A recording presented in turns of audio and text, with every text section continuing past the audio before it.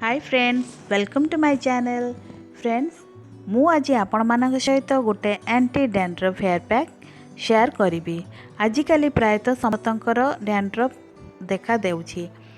मुंड कुंडेला मात्रे मुंडरू पाउडर भली किछि ना किछि झड़ुछि। जेते केयर कले सुधा भी डैंड्रफ संपूर्ण रूपे जाऊ नाही। मु आज आपण मानक सहित गोटे सिंपल टिप शेयर करी जोटा कि आपण यूज करले बहुत अल्प दिन मध्य डैंड्रफ संपूर्ण रूपे दूर होई जिवो। गोटे ग्लास पानी नेबे। गोटे ग्लास पानी रे गोटे चामच मेथी दाना नेबे। जदि आपणकर चुटी लंबा थाए ताले 2 चामच मेथी दाना नेबे।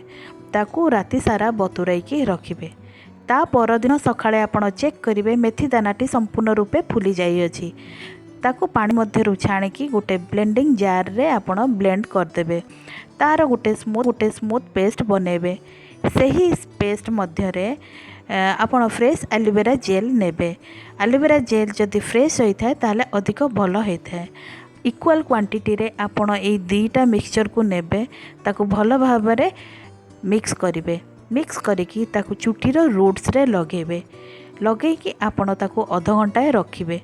आधा घंटा रखी सारला परे आपण ताकू नॉर्मल पानी रे धोई देबे। एही परी आपण कंटिन्यू करिवे जदि आपणको चुटीरू संपूर्ण रूपे डैंड्रफ दूर होई जिवो। आउ आपणकर चुटी स्मूथ मुलायम आउ लंबा होई जिवो। जदि आपणको मो वीडियोटी पसंद आसिला ताहले आपण लाइक फ्रेंड्स मानक सहित शेयर करिवे। सब्सक्राइब करने को जमार भी भूलिबे नहीं। रहुची नमस्कार।